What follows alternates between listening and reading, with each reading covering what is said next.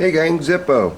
Got a video request from young man Garrett on why he's got this chatter when he's letting the clutch out. I'm going to explain to you what happens, and it has to do with this stack up right here. And I've got the same stack up here. We're going to go over to the workbench, take a look at how this thing works, and explain why it chatters. Hang on.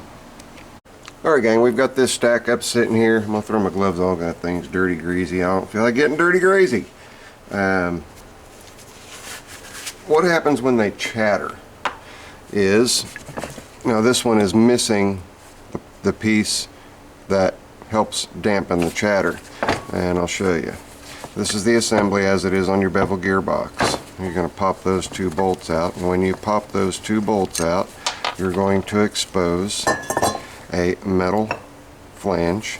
You can see this is the side that was directly on this, and this is a two-piece pulley. That's all that's in there, just a two-piece pulley. Boom. Nice and easy. Now if you'll notice, this is slightly raised right here. So there is room between here and here. And what this does essentially is allows you to feather in your clutch, and then once you've got the belt fully engaged down in the groove, it pushes this out into that flange there. But there is, like I said, one thing missing, and what is missing is just a plastic washer, a really big plastic washer that's exactly that size. So if you do not have that plastic washer on there, they wear out over time. You got to figure these machines are either getting close to or have exceeded 50 years old. So all you need to do is find you a blister pack that's got a nice flat surface just like that. Take that sucker right there, trace it out on there, and cut yourself out your own washer. Put it in there, and that will help subdue the chatter that happens when you're declutching and letting the clutch out and pushing the clutch in. And as far as everything's continually spinning when you press the clutch in, if you have the owner's manual, that explains exactly how to adjust that clutch rod and the brake band. Since they all work in unison, it explains exactly how to set it up the way that it should stop the belt. So you have to have belt stops on your tractor. We're going to go back over to the tractor here now. You will have belt guides / belt stops on your tractor. That is a belt stop / belt guide. Same thing over here on your mid PTO. You run this piece right here as close to that belt as you can possibly get it without it rubbing. Then when you declutch, watch that belt lift. See how the belt lifts up? That belt will lift up. Sorry, that belt will lift up, make contact with that, and stop that belt. That's what that's for. So, in your adjusting, like I say, it is in the book exactly how to adjust everything. If you want to know when you depress the clutch, it also comes over, and on this rock shaft that's going right here, it pulls up on your brake.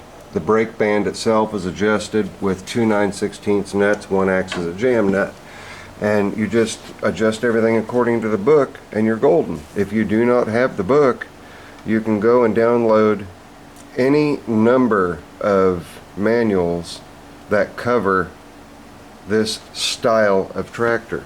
Anything from a Simplicity Model 700 Wonder Boy all the way up to, what would that be, the 1970 3200 series and the Allis-Chalmers equivalents.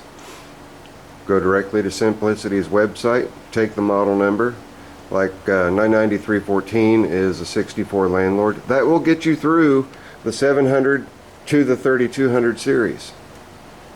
It's all basically the same. The adjustments are all basically the same. So also you can go on Facebook and there's a files tab in the Allis-Chalmers and Simplicity Collectors group. That files tab, I have put a ton of files in there, PDF files, on these tractors and their implements. Go in there, find it. You'll have to request to be a member if you're not already. We're a friendly group. There are thousands of us in there, but get in there, join, and that's where you can get a lot of your manuals that you're going to need for these tractors. And this is your friendly neighborhood Zippo Varga. You guys can find me on Instagram, you can find me on Twitter, you can find me on Facebook, and obviously you can find me right here on YouTube. Please subscribe, like, and comment. That's it. Later. I'm out. Hey gang, I don't know if you noticed the lighting on the old Squire when I was just shooting about the clutch. And I've been in the market for video camera lighting, and man alive, that stuff is expensive. All of it, everywhere. Silly, stupid expensive. So I'm kind of the king of improvising. Went to hardware stores, box stores, and my phone always goes off, doesn't it? It didn't with the last videos, but I found this Utilitech Pro, 26 bucks out the door. And what's really cool about this, it's 700 lumens. What's really cool about this thing is look how small of a package it is. The handles fold up here, and that's it. That's the whole thing. This is cast aluminum to act as a heat sink. But you see it's got a 12 volt accessory here. Yes, and a really, really, really long cord. So you can use it in your automobile too. So I think I've got to go back and pick me up another one. I'm really digging it. I'll show you guys how bright it is. The camera will auto dim after I do this, but you guys will get the idea. Are we ready? I'll do it kind of off center. Here we go. How's that for bright, huh? That thing is silly bright. It's got 11 LEDs in it. Not sure of the brand of the LEDs, but for 26 bucks, yeah, I'll take that all day long. You guys can see Utilitech Pro. Let's see if we can find a model number here. Model number is E360557, or I'm sorry, the model's down here.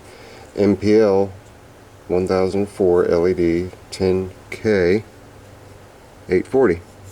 So there you go. It shows right there 120 volts, 60 hertz, 10 watt, drawing 0.09 amps, and then DC is 12 volt, 10 watt, drawing 0.83 amps. And there's a little bit of a delay when you are plugging it into your house power, but when you have it plugged in to DC power, it comes on instantaneously. So my guess is there's a little transformer in here worked in with the house plug, but really lightweight. It's got these two arms, so you can set this thing in any pattern you want, or you can just hold it, put those down there and hold it however you want to do it. These tighten to lock it down. But anyway, that's what is improving the lighting on my videos. So that's going to become a staple here in the shop for when I'm shooting a video. We shouldn't have any dark spots, hopefully. So that's it. Zippo later. You know where I'm going.